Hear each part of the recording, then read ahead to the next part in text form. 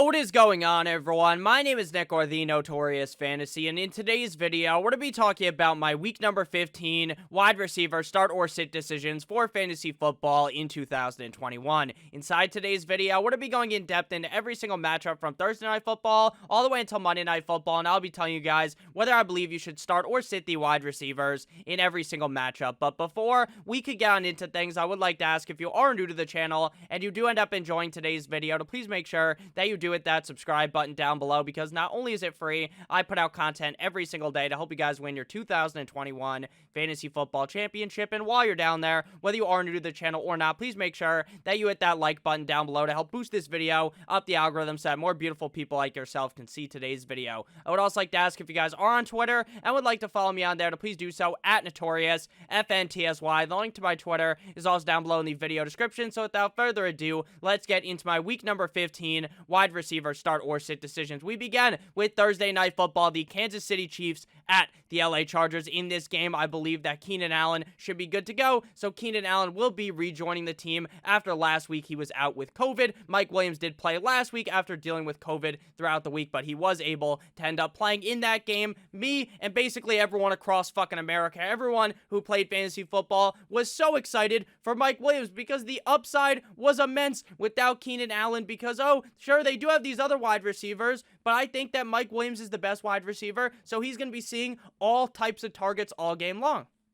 This game was going to be a beatdown up against the Giants. The Giants defense would not be able to handle Justin Herbert, the pervert, and friends. So I thought that Mike Williams was going to go nuclear in terms of fantasy football, and he did not, because the other wide receivers on the team really stepped up in the absence of Keenan Allen. Now, did Mike Williams shit the bed last week? No, but he definitely did not live up to my expectations in this game. With Keenan Allen back, I'm definitely more comfortable playing Keenan Allen when compared to Mike Williams, because Mike Williams' target share just has not been there when compared to the beginning of the season when he was dominating for your fantasy football team. But at the end of the day, I do want to be starting both Keenan Allen and Mike Williams in this game, because this could be one of the highest scoring games on the week. This is probably my favorite game of the week, so I love this matchup. Chiefs at Chargers. I think Keenan Allen as well as Mike Williams are both start-worthy wide receivers, though I would definitely rank Keenan Allen higher than Mike Williams in terms of Tyreek Hill. You're definitely going to start him. That's basically a no-brainer. Every single week you are going to be starting him. The LA Chargers defense hasn't been that amazing all season long. Again, I do believe this could really be a tit-for-tat, very high-scoring game between the Chiefs and the LA Chargers, so you're definitely going to want to get Tyreek Hill into your lineup. In terms of the other wide receivers for the Kansas City Chiefs, Josh Gordon finally scored a touchdown last week, and sadly, he ended up getting put on the COVID IR, but congratulations to Josh Gordon. That was the first time he scored in like 600-something days. That was awesome to see for Josh Gordon, but at the end of the day, even with Josh Gordon there, without Josh Gordon there, it is so hard to dissect who the number 2 wide receiver is on the Kansas City Chiefs, because most times it's not even the wide receiver. It's, Travis Kelce, and then there's going to be Clyde Edwards-Helaire games. Darrell Williams has been seeing a little bit more work in the receiving game as well. I just don't really trust these other options for the Kansas City Chiefs. So that's where we kind of stand with the wide receiver core of the Kansas City Chiefs. Next, we pivot to the Saturday games, beginning with the Las Vegas Raiders at the Cleveland Browns. The Browns are down astronomical right now. Baker has COVID. Kevin Stefanski, their head coach, has COVID. Jarvis Landry may not be able to play because he also has COVID. This situation is atrocious. The players on the offensive line have COVID. Players on the defense have COVID. They're one of those teams that isn't even able to practice right now because their training facility is shut down. The Cleveland Browns have to play on Saturday. This is a matchup that has all the setup to be a very fun game if we weren't dealing with all of these outbreaks with these teams. This game was going to be very fun, but now I really worry about the Browns' offense. I don't think you can trust any of these wide receivers. Even if Donovan Peoples-Jones is fully healthy, good to go, I just don't really want to be trusting him there without Baker Mayfield there, with the offensive line, with COVID. This is just a shitty situation all around. I'm very interested to see what the league ends up doing with a game like this. At the end of the day, though, Hunter Renfrow is must start at this point in the season. This guy is dominating game in and game out. His footwork is absolutely insane. This guy's been putting up big numbers over the last couple of weeks. He's basically been doing it all season long, and I love this matchup up against the Cleveland Browns for him. Don't be surprised at all if Hunter Renfrow finishes as a top 5 wide receiver on the week. Even if Darren Waller is able to return, Hunter Renfrow is going to dominate the Cleveland Browns defense. For the other Raiders wide receivers, they've got Zay Jones, they've got Deshaun Jackson. While those guys have big play upside, they're definitely a huge risk to be playing, especially in your fantasy playoffs. So Deshaun Jackson and the other Raiders wide receivers will be riding the pine on my fantasy teams. Next up, we move to the second game on Saturday. We got the New England Patriots at the Indianapolis Colts. This is also one of the more intriguing games on the week because the Patriots are actually the underdog in this matchup via Vegas, and that is very interesting to see. I think this is going to be a very fun game to watch. Now, is it necessarily going to be this high-scoring shootout like we could see with the LA Chargers and the Kansas City Chiefs? In my opinion, not very likely, but I do think this is going to be a very interesting game in terms of the AFC playoff picture. I like the Patriots, and I wouldn't be surprised if the Colts won, though, but if I was to bet on this game, I would definitely bet on the Patriots money line because you just get a much better bet because they are the underdogs, and I think they could easily win this game. So when it comes to the Patriots at the Colts in terms of fantasy football at the wide receiver position, Michael Pittman hasn't really been all that great as of recently. Now, is he a good wide receiver? Yes, but in terms of fantasy football, he has not been all that productive. Now, last week, he actually did play a little bit better. Going up against the Patriots defense does concern me, especially with the fact that he has been very inconsistent as of recently. At the end of the day, I'm still going to rank him as a top 32 wide receiver, so you're still going to be starting him in your lineup, but am I very excited about this matchup? No. I think the main way that the Indianapolis Colts win this game, and the main way they win every single fucking game, is just by hammering the rock with Jonathan Taylor, and obviously Michael Pittman doesn't get any points when they're just funneling the ball to Jonathan Taylor, so I'm still going to start him. I still think he could finish as a top 24 wide receiver, but I'm not very excited about him. In terms of the New England Patriots wide receivers, Jacoby Myers, Kendrick Bourne, I think they're also going to be looking to run the ball a lot in this game, even if Damian Harris is not going to be able to go, then it'll just be Ramondre Stevenson season. I think that the Patriots, like I said, are going to run the rock a lot. Kendrick Bourne, Jacoby Myers. Kendrick Bourne has been pretty decent as of recently. Jacoby Myers is just allergic to scoring touchdowns. This just does not seem like the matchup where either of them have a great game, so I'm sitting them down. T.Y. Hilton is the number 2 number 2, number 3 wide receiver on this team. T.Y. Hilton, it's just not your time, pal. You've been washed for a while. No need to be starting him. Next up, we move to the Dallas Cowboys at the New York Football Giants to begin the Sunday slate of games. For this game, I just want to be starting all the Cowboys, CeeDee Lamb, Amari Cooper, and Michael Gallup. Now, obviously, with CeeDee Lamb and Amari Cooper healthy, there is a much less chance that Michael Gallup cracks the top 24, or maybe even has a huge game and cracks the top 12. Now, if one of them was to be out in this game, which they are not, at least as of right now, then Michael Gallup would instantly skyrocket into a guy that I believe has top 24 potential. And that's just because of the fact that with these other 2 wide receivers there, they just take up so much target share inside of this offense. I think Michael Gallup is very talented and is actually one of the most underrated wide receivers in the NFL. This offseason, he's probably going to go ahead and get a bag somewhere else, be the Chiefs' number 2 wide receiver, something like that, and that will be awesome for the other team, and that will also be awesome for Michael Gallup because he will have a lot more fantasy relevance. But in a game where this could be a certified smackdown, where this is going to be a game where I believe that the Dallas Cowboys hop back on the saddle, where Dak Prescott actually looks really good, unlike last week and the last couple of games where Dak Prescott has been pretty shit, if I'm being honest with you. But even despite Dak Prescott not playing the greatest, CeeDee Lamb, Amari Cooper, Michael Gallup, they all have the upside to dominate. I definitely like Lamb and Cooper much better than Gallup,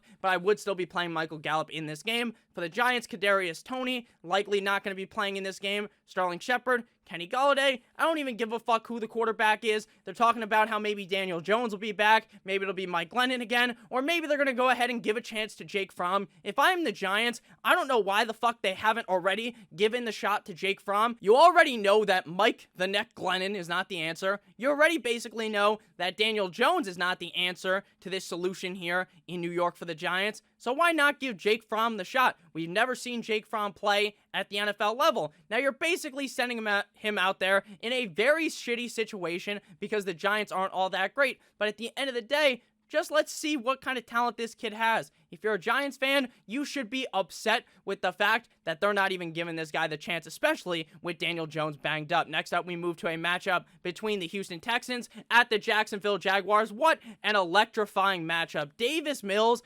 versus Trevor Lawrence. And the funniest thing about this matchup is right now, you could make the argument that Davis Mills is better than Trevor Lawrence. This dude has not thrown a fucking touchdown in weeks. This guy stinks at the NFL level. But Nick, he was the top-rated quarterback since Andrew Luck, you fucking idiot. He's really good. And I agree, he is really good, but not at the NFL level with this bozo Urban Meyer. Now, I'm not going to go ahead and stab even deeper into Urban Meyer because I've already fucking danced on the guy's grave. I can't stand this guy. If he's the head coach next year, I am not drafting a single fucking player on the Jacksonville Jaguars. But before we really break down this game, I would like to ask if you have ended up enjoying thus far, to please make sure to hit that like button as well as that subscribe button. I love you guys so much. So, Brandon Cooks, I will start him in this game. I don't love it, but the Jaguars defense isn't very good. This is a game, to me, that's probably going to finish around the range of like 17-10, 13-10, 13-7. This is just going to be a bad game. So the upside of Brandon Cooks is capped, but he is still the clear lead receiver on the team, so I'm fine starting him in this matchup, especially up against the Jags defense. For the other Houston Texans, we've got Nico Collins and friends. Nico Collins is a phenomenal talent, in my opinion. Went very underrated in the 2021 NFL Draft, but right now his time hasn't really came, especially since the Texans just suck so bad. So Nico Collins will be a sit for me. For the Jacksonville Jaguars, they've got Laquan Treadwell, they've got Marvin Jones, they've got Tavon Austin, they've got Laviska Shenault, just a bunch of names. Just an amalgamation of players that you don't need to care about.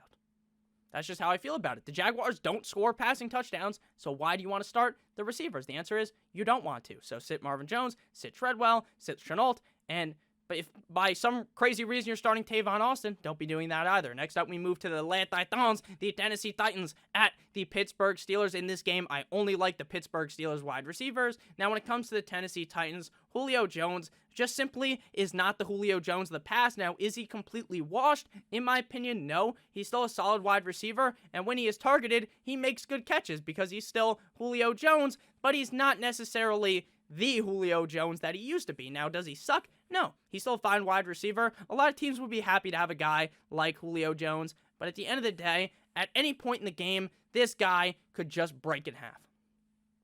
Now, am I a doctor? Of course not. I'm not a fucking doctor. But based upon what I see, it's like this guy just lives in the blue injury tent on the sideline, so it sucks. Julio Jones is still a fine player, but I just don't really want to be starting him here, even though this could be a very good game for the Tennessee Titans. I'm sitting Julio, and I'm sitting his teammate Nick Westbrook, Ikain. In terms of the Pittsburgh Steelers, I like Deontay Johnson a lot in this spot. The passing offense has actually looked a little bit better as of recently, as Big Ben has kind of taken a little bit of a leap up as of recently in terms of production, so I like Deontay Johnson. Deontay Johnson, though, is typically fine even when Big Ben is sucking cock at throwing the football, so Deontay Johnson will be just fine in this game. Chase Claypool, that is where things get a little bit different because he's not locked and loaded, where if Big Ben has a bad game, then Chase Claypool is also probably going to be going down with the ship Titanic style, but Deontay Johnson's kind of immune to that. So Chase Claypool, I'm fine starting him, but the guy's clearly a fucking idiot. I understand, he's only like 22 years old.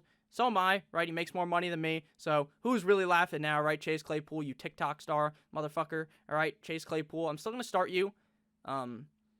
Probably a nice guy in real life, but it's just kind of funny that everyone last week just put the hammer, Thor style, into this guy. Like, everyone was just making fun of this guy relentlessly, and it was hilarious, though. Like, what are you doing, pal? Why are you fucking celebrating? There's 38 seconds left on the clock, you silly goose. So go ahead and start Chase Claypool this week, though, even though it seems like everyone's against him right now.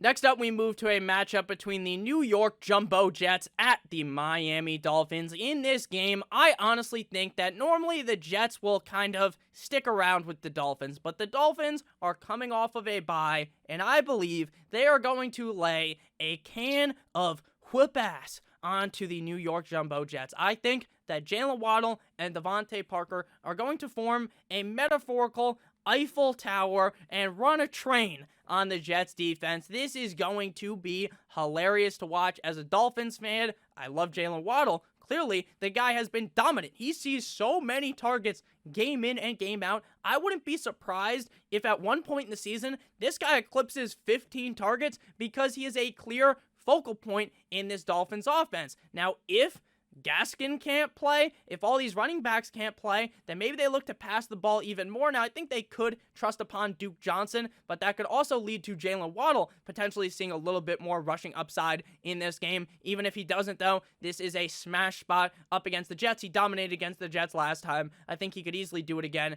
this time around in week number 15. Devontae Parker has been back from injury, looked pretty solid in their last game that he played prior to the bye. Not a guy that I'm going to proclaim could be a top 12, top 5 wide receiver. Like, I think you could actually make the argument for Jalen Waddle being this week, potentially finishing as a top 5 guy, but he's definitely a safe wide receiver 2 flex option, so I do like Devontae Parker in this game. For the Jets, I don't like Jamison Crowder in this game because of the matchup up against the Dolphins. Now, I did tell you guys to pick him up. If you are in a deeper league, you can play him because he's really the only wide receiver there with Elijah Moore on the IR as well as Corey Davis, but this matchup is tough up against the Dolphins. Keelan Cole, I accidentally put Miami on the graphic. He is on the New York Jumbo Jets. I'm not starting him either. Braxton Berrios was the lead wide receiver last week for the Jets. Still don't want to be starting him either. Again, I think this is a dominating show from the Miami Dolphins, 50 Shades of Grey style. Next up, we move to the Washington football team at the Philadelphia Eagles. Terry McLaurin, 0-for-4 last week, but he did get concussed, so he probably would have had a catch in that game, right, you would think. Kyle Allen in the COVID protocol. Yikes, like, real yikes, because Taylor Heineke's banged up too.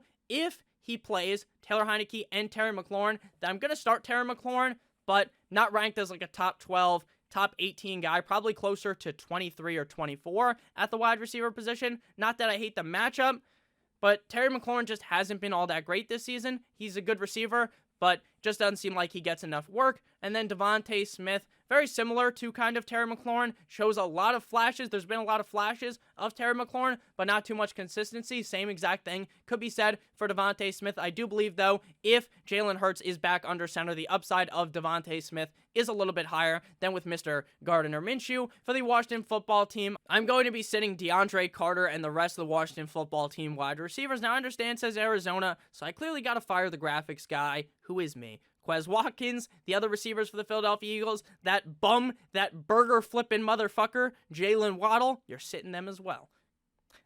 I don't know why that joke is so funny. I don't know if on Twitter you guys have seen this. I don't know if you guys are on Twitter. If you are, follow me on Twitter at NotoriousFNTSY. But a bunch of Eagles fans have this picture of Jalen Reagor just wearing a fucking McDonald's hat, and it makes me laugh every single time. It's so funny. Next up, we move to the Arizona Cardinals at the Detroit Lions. That's probably why it said Arizona. The graphic got a little bit flippity-flopped, but it is what it is here. Cardinals at Lions. DeAndre Hopkins now not seeming like he is going to play potentially due to an injury. Now, he's looking for a second opinion, so maybe he is good to go on Sunday, but that is something to monitor. If he plays, I gotta play him, right? This is a smash matchup up against the sorry-ass Lions defense, but obviously if he doesn't play, then you can't be playing him. If he does not play, then I'm fine playing either Christian Kirk or AJ Green. You are really gambling heavily on which one of those guys will end up being the lead wide receiver, because I think if James Conner's healthy, he might be the lead wide receiver if DeAndre Hopkins ends up missing in this game. In terms of the Detroit Lions, they've got Josh Reynolds, they've got Khalif Raymond, they've got Amon-Ra St. Brown over the last 2 games. Amon-Ra St. Brown has seen 12 targets in each of those last 2 games. Again, we have seen this during the season, flashes in the pan for Amon-Ra St. Brown, but it appears, at least based upon what we've seen over the last 2 weeks, that Amon-Ra St. Brown is the number 1 wide receiver. I almost said number 2. The number 1 wide receiver on the team, so I'm pretty confident in Amon-Ra St. Brown here. Not the greatest matchup, but definitely worthy of a start. Again, if D-Hop plays, though, I don't really want to be playing Christian Kirk or AJ Green, because playing that game on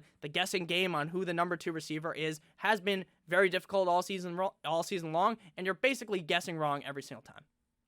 Next up, we move to the Carolina Panthers at the Buffalo Bills. Sam Darnold, as I was recording this video, I checked my phone. Sam Darnold activated.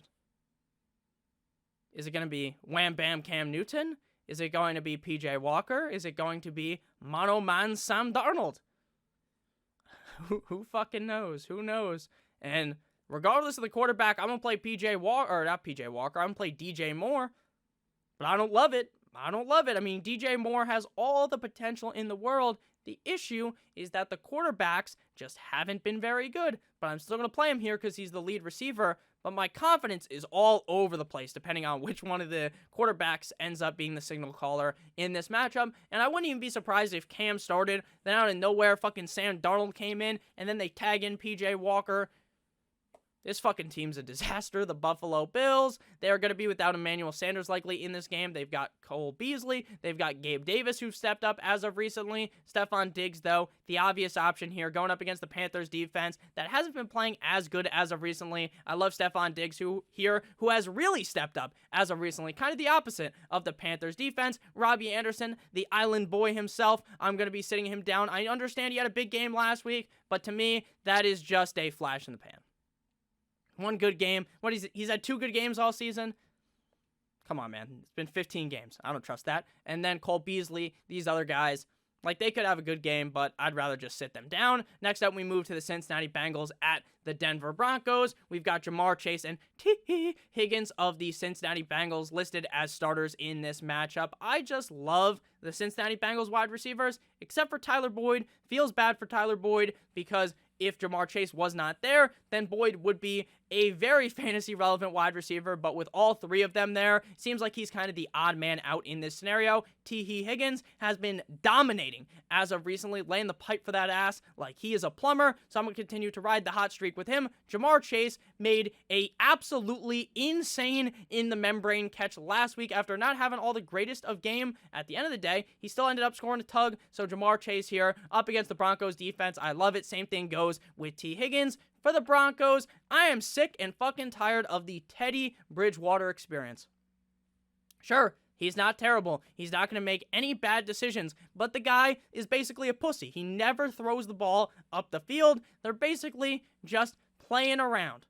And it's so boring because, like, Cortland Sutton should be dominating, but he doesn't get the ball. Jerry Jeudy gets the ball, but Teddy Bridgewater isn't very good. The way that the Broncos win this game is by running the rock relentlessly, pounding the Bengals defense from behind with Javonte Williams and Melvin Gordon. If they just run the ball with aggression, that's how they win the game, so you don't really want to be starting the receivers in a situation like this. Next up, we move to the Atlanta Falcons at the San Francisco 49ers. In this game for the Atlanta Falcons, I'm going to play Russell Gage. I'm going to continue to ride out the fact that he has been playing quite well. Now, last week, was it an amazing game? No. Was it a shitty game? No. It was just about all right for Russell Gage, but the prior games to that, he was actually playing very well up against the 49ers defense. This is far from an ideal matchup, but based upon a target share, based upon a volume standpoint, I think Russell Gage is startable this week for the San Francisco 49ers. Deebo Samuel, Brandon Ayuk, you just gotta play him. If Elijah Mitchell does not end up suiting up for the 49ers, want to see Deebo Samuel running the ball. Definitely a lot more comfortable playing Deebo Samuel, though, as he is the clear lead wide receiver, but Brandon Ayuk will still get his, especially if this is a certified beatdown up against the Atlanta Falcons. The Falcons have some other wide receivers like Olamide Zacchaeus. They're going to be sits for me. The only players I'm really comfortable starting for the Falcons are not really even comfortable playing Kyle Pitts, so Russell Gage as well as Cordero Patterson. Next up, we pivot to a matchup between the Seattle Seahawks at the LA Rams, and this game is a wide receiver paradise as long as the Rams receivers are able to play. The Rams are also dealing with a COVID outbreak similar to the Cleveland Browns. There are a couple of teams dealing with that as well. Odell has COVID. I'm not thinking he's going to play, but I'll put him here as a start if he does play. He's just been pretty solid, as has been Van Jefferson. It's pretty clear that they're both the number 2 receiver. I know that doesn't make very much sense, but they've both been playing well, so I'll continue to list them as starts. Cooper Kupp, obviously, this guy, just fucking amazing. Every single week, he is the all reliable in your lineup. He's just so good, and up against a sorry-ass Seattle defense, you better believe Cooper Kupp is going to have a huge showing, probably even the number 1 wide receiver, if I'm being honest with you. Then you got the Seattle Seahawks, DK Metcalf. People around the industry. Now, again, I'm not making fun of anyone. I'm not the fucking sharpest knife in the goddamn cupboard. I'm not right about everything. No one is. But I don't understand why people continue to rank DK Metcalf as a top 24 wide receiver. You have to be smoking the loudest of pack. I don't even know. You got to be smoking some of that shit that Snoop Dogg is on. I assume he smokes that grade A. So, you know what I'm saying? And I'm not a weed guy, so maybe that didn't even make sense. I was just kind of making a joke here. But DK Metcalf just hasn't been good. So how can you reliably start him? You can't. You can't. And when I think of DK Metcalf, I just think bench. So I think bench. This guy fucking isn't doing anything. And it's not his fault. It's not like he is a shit receiver. He's actually really good. The problem is he's not getting the football. So unless Russell Wilson has a fucking epiphany and just realizes, holy shit, I should throw the ball to DK Metcalf, then maybe Metcalf will be better. But until then, I'm just not going to start him. I would rather have him pop off on my bench than start him again and have him end up fucking my team right in the ass. So at the end of the day, I'm not starting him. I'm going to play Lockett, though. Lockett has been very consistent. Russell Wilson loves to throw him the ball, unlike DK Metcalf. Next up, we move to the Green Bay Packers at the Baltimore Ravens. Will Lamar Jackson be able to play in this game or not? Will Aaron Rodgers be playing in this game or not? Lots of injuries. I think Aaron Rodgers should be good to go. The team for the Baltimore Ravens, basically the coaches, based upon what I have read, are talking about how Lamar Jackson should be good to go. Little crazy to me, but even if he is not able to go, I'm still fine starting Hollywood Brown. But again, he's one of those guys where he has really fallen from the tippy top of me finally giving this guy credit. I've talked about for years that I don't like drafting Hollywood Brown because he's just one of those guys that has like 3-4 good games every year, and you're like, oh wow, that was great, but then you buy back into him the next week after he has the big game, and then he fucks you right over. So that's kind of the situation that we're in right now. I'm still going to start him here up against the Packers because of the upside, but his floor is not very high. Davante Adams, you guessed it, you're going to start him. Why? Because he is one of the best receivers, probably the best receiver in the National Football League. The other Packers wide receivers without Randall Cobb do have some sort of upside, but again, it seems damn near fucking impossible to actually look at these receivers and determine which one's going to be the guy every week behind Davante Adams.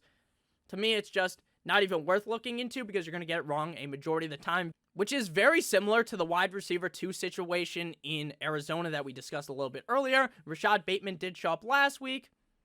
That was his best game of the season. I don't know. I'd rather just wait on Rashad Bateman. Next up, we got the New Orleans Saints at the Tampa Bay Buccaneers. Sunday night football. This game could be interesting because Taysom Hill, while he's not the greatest quarterback ever, can just run the ball. But the problem is the Bucs might be able to just completely stop that. With that said, the Saints wide receivers are just like they're guys. They play football.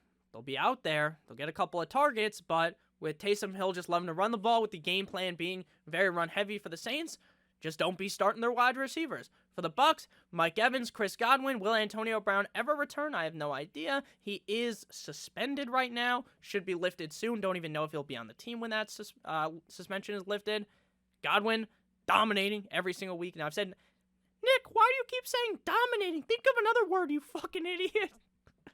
Okay, sorry. Scene, back on. Like in those movies, you know when they got that thing? Yeah, scene back on. So, Chris Godwin, Mike Evans. They're both great players. Pretty clear, based upon what we've seen this season. Chris Godwin, a lot more safer every single week, which is why I rank him higher. Mike Evans does have basically the same upside, but relies heavily on scoring a touchdown if he is able to become that top 5 wide receiver, whereas Chris Godwin is just peppered Salt Bae style with targets. At the end of the day, though, I do like both of them in this game for the Tampa Bay Buccaneers up against the Saints. Final game here, Monday Night Football between the Minnesota Vikings at the Chicago Bears. I don't think that Adam Thielen's going to end up playing, which is why he's not even listed here. If he does play, then I'm going to play him, and I'm going to be benching KJ Osborne. KJ Osborne is the number 2 receiver behind Justin Jefferson in Adam Thielen's absence. We saw him play well up against the Steelers last week. We've seen flashes of him playing well this season, even when the 2 are healthy, but I definitely feel very confident in him without Adam Thielen. If Adam Thielen was to return, I would kind of pick, I'll try to do it like this. You take KJ Osborne, and you throw him down into the sit column. But obviously, my assumption is that Adam Thielen ends up missing. Justin Jefferson, you start him every single week. This guy has been on fire. Super hot fire as of recently. For the Bears, Darnell Mooney was also on fire. Had a shit game last week up against the Bears, but I think gets right back on the saddle here up against the Minnesota Vikings. Allen Robinson has been an immense disappointment. I feel stupid for falling into the trap of Allen Robinson.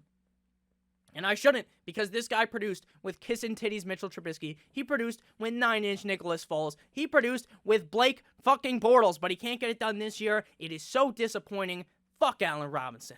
In reality, probably a nice guy as well. So I don't actually mean that, but for fantasy, he really screwed us over. He screwed the pooch on us. So thank you guys all so much for watching. If you did end up enjoying, make sure to hit that like button as well as that subscribe button. I would appreciate it a ton. I love you guys all so much. I hope you have a great rest of your guys' day. And as always, goodbye.